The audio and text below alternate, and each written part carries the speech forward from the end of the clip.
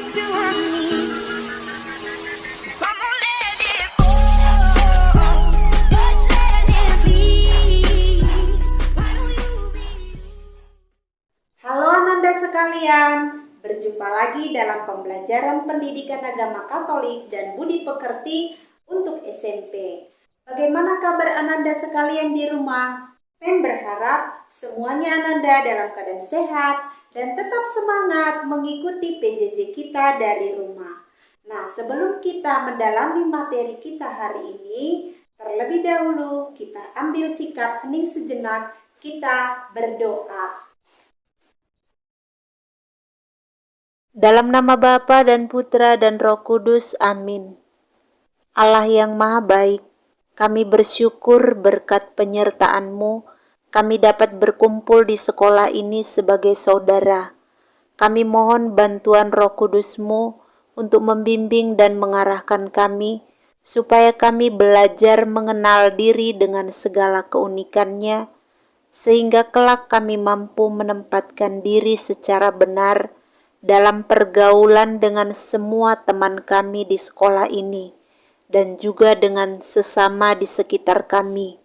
Semoga dalam kebersamaan satu sama lain, kami senantiasa meneladani Yesus Kristus Putra-Mu, sebab Dialah Juru Selamat kami sepanjang masa.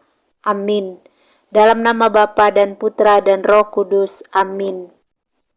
Setelah kita membuka pembelajaran kita dengan doa pembukaan, kita akan mendalami materi kita hari ini dan judul kita adalah Aku Citra Allah yang Unik. Adapun kompetensi dasar kita mengenal diri sebagai citra Allah yang diciptakan baik adanya dan indikator pencapaian hasil belajar.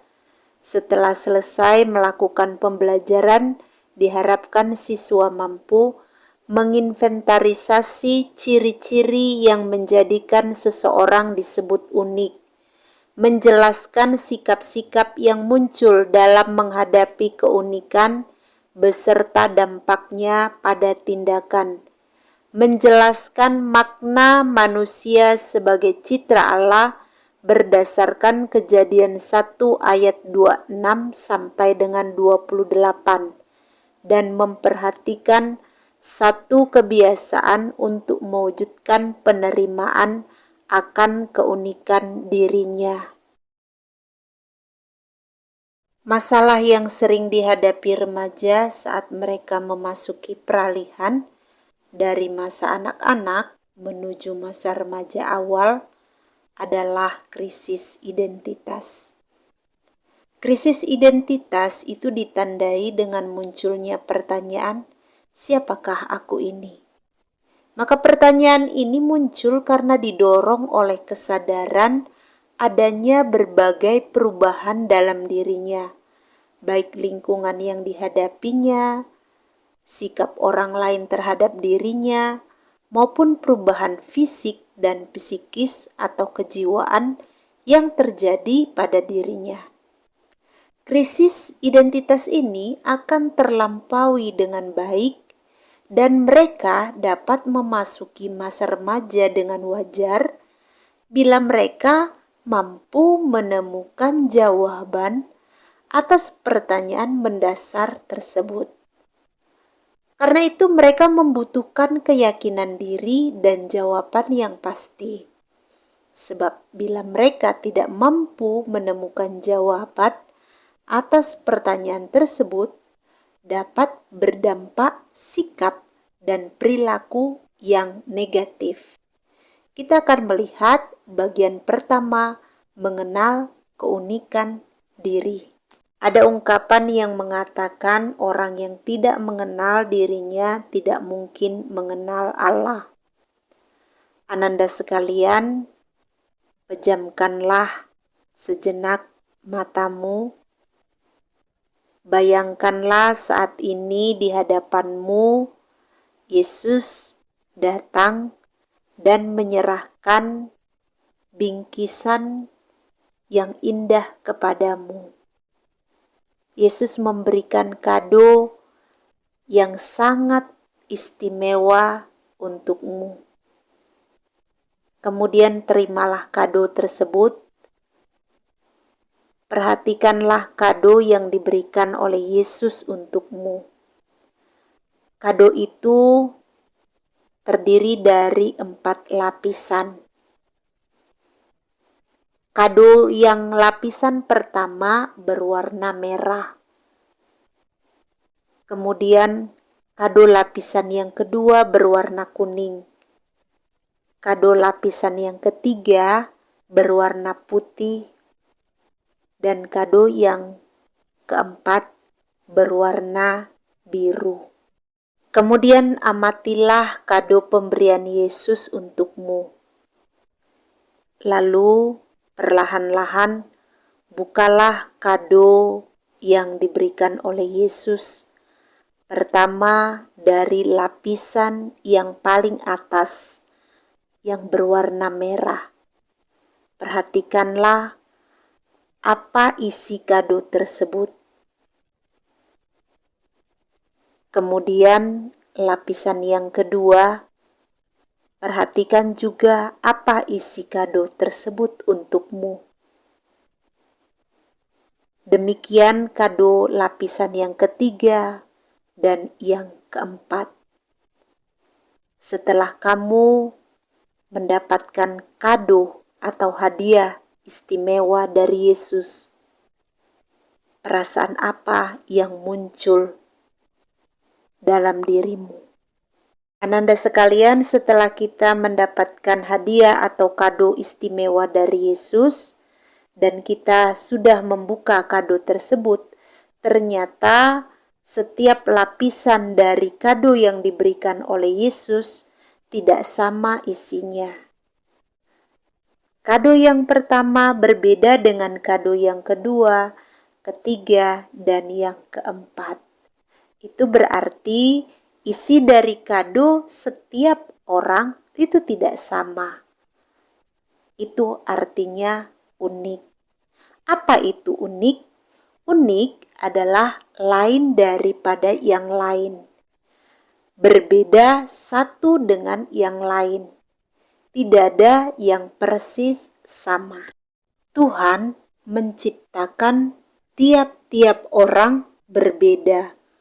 Maksudnya bahwa keunikan, keberbedaan antara satu dengan yang lain itu merupakan karunia istimewa dari Allah.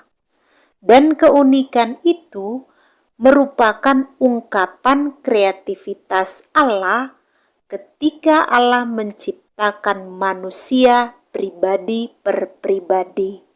Jadi tidak ada yang sama persis, termasuk orang kembar sekalipun. Karena itu kita perlu mengenal keunikan kita masing-masing. Mengenal itu berarti kita mengetahui. Dengan kita mengetahui, maka akhirnya kita mampu menerima diri dengan segala keunikan yang melekat pada diri kita. Iman Kristiani itu menegaskan bahwa diri kita ini unik. Diri kita ini bermartabat luhur dan diri kita ini secitra atau segambar dengan Allah. Setelah kita melihat keunikan diri, kita akan melihat sikap terhadap keunikan diri. Sikap tiap pribadi dalam menanggapi keunikan dirinya itu berbeda-beda. Ada orang yang merasa kecewa dengan kenyataan dirinya. Ketika dia tahu bahwa dirinya kurang menarik, kurang cantik, kurang pintar, kurang terampil, maka akhirnya dia kecewa. Tetapi ada orang yang bangga dengan dirinya, sekalipun dia kurang menarik, kurang cantik, kurang terampil, tapi dia bangga dengan keunikan yang dimilikinya. Dan akhirnya orang tersebut pun mampu bersyukur. Maka dia menanggapi keunikan dirinya dengan positif. Tetapi orang yang kecewa dan bahkan sampai frustasi dengan dirinya, akhirnya dia akan menanggapi dengan negatif. Ananda sekalian, setelah kita melihat sikap kita terhadap keunikan diri, kita akan melihat bagaimana pandangan kitab suci tentang manusia sebagai citra Allah yang unik. Kita buka kitab suci kita, Kejadian 1 ayat 26 sampai dengan 28. Silakan Ananda di rumah buka kitab sucinya. Mem akan membaca kutipan ini untuk kita bersama. Silakan Ananda disimak dengan baik.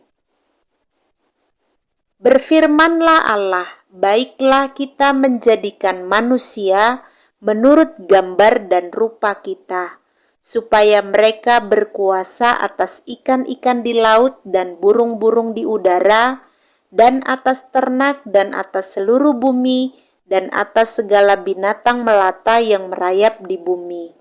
Maka Allah menciptakan manusia itu menurut gambarnya, menurut gambar Allah diciptakannya dia, laki-laki dan perempuan diciptakannya mereka.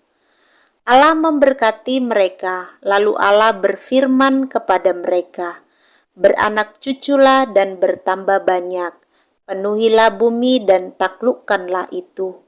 Berkuasalah atas ikan-ikan di laut dan burung-burung di udara, dan atas segala binatang yang merayap di bumi.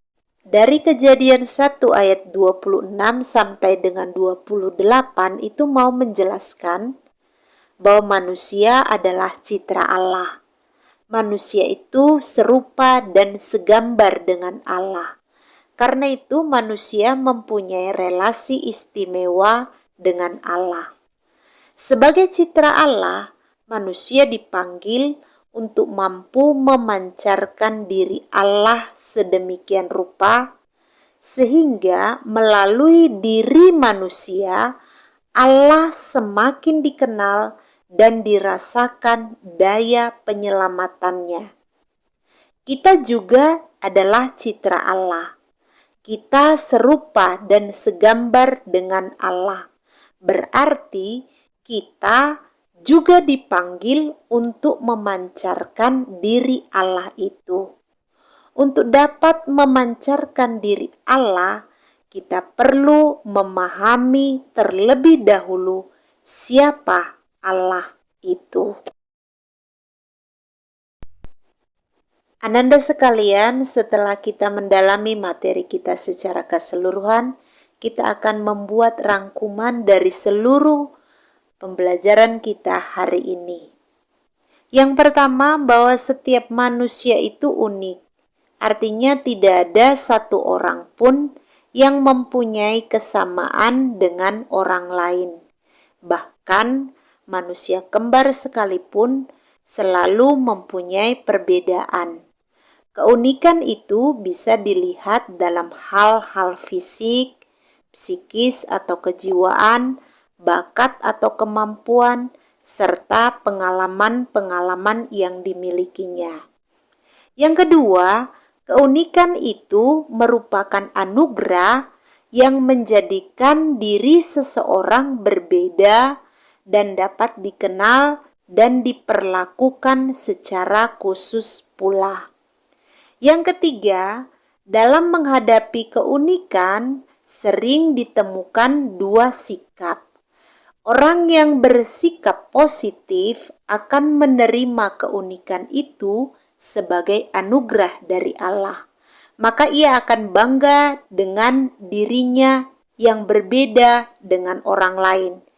Ia pun mampu bersyukur atas apapun yang ada pada dirinya yang merupakan pemberian Tuhan yang baik adanya.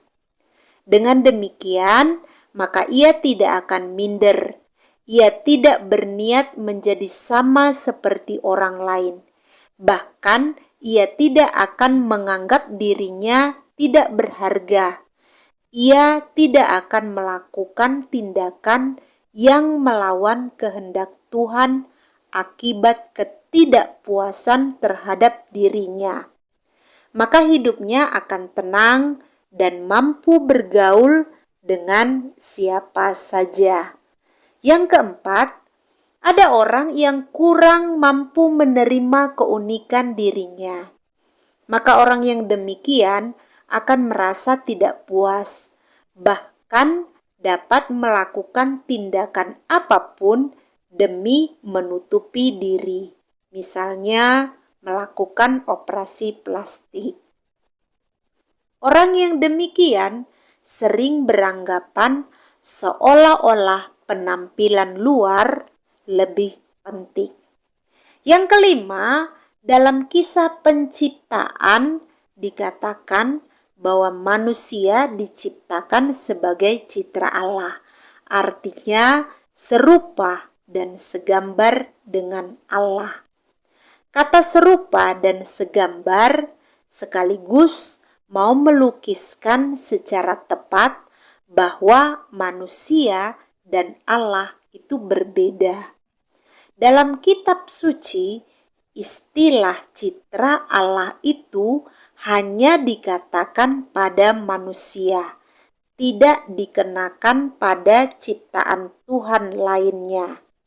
Hanya manusialah yang disebut citra Allah. Yang ketujuh, karena manusia diciptakan sebagai citra Allah, manusia memiliki martabat sebagai pribadi. Ia bukan hanya sesuatu, melainkan seseorang.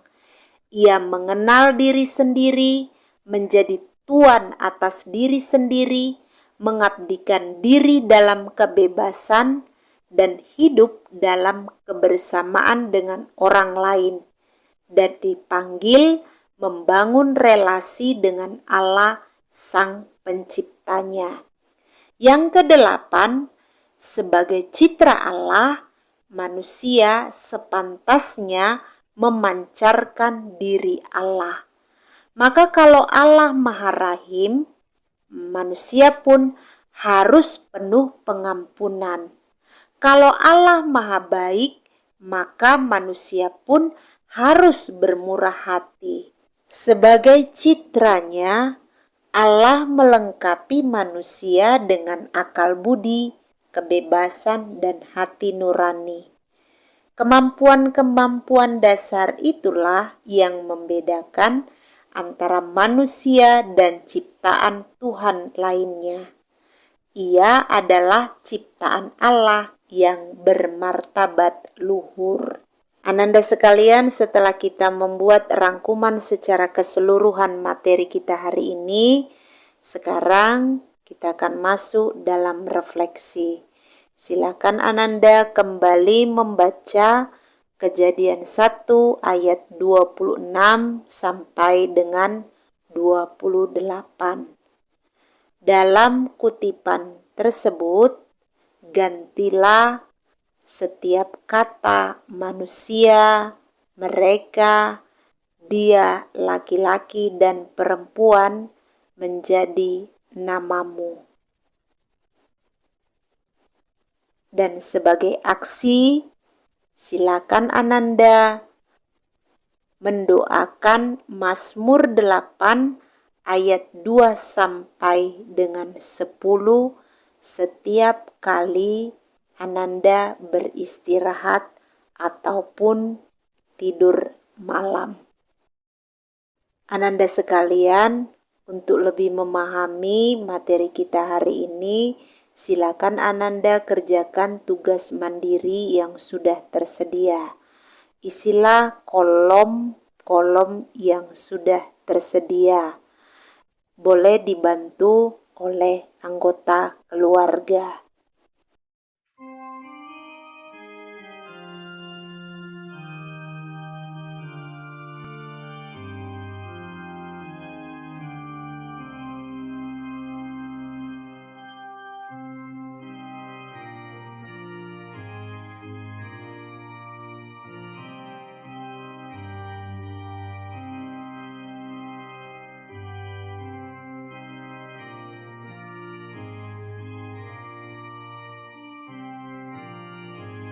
Untuk menutup pembelajaran kita pada hari ini, kita siapkan hati, kita berdoa.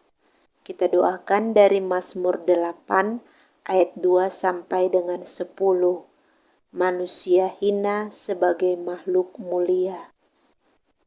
Dalam nama Bapa dan Putra dan Roh Kudus, amin. Ya Tuhan, Tuhan kami, betapa mulia nama-Mu di seluruh bumi. Keagungan-Mu yang mengatasi langit dinyanyikan.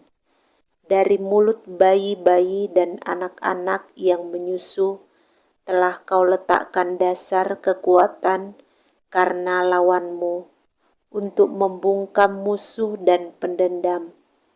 Jika aku melihat langit-Mu buatan jari-Mu, bulan dan bintang-bintang yang Kau tempatkan, apakah manusia sehingga Engkau mengingatnya?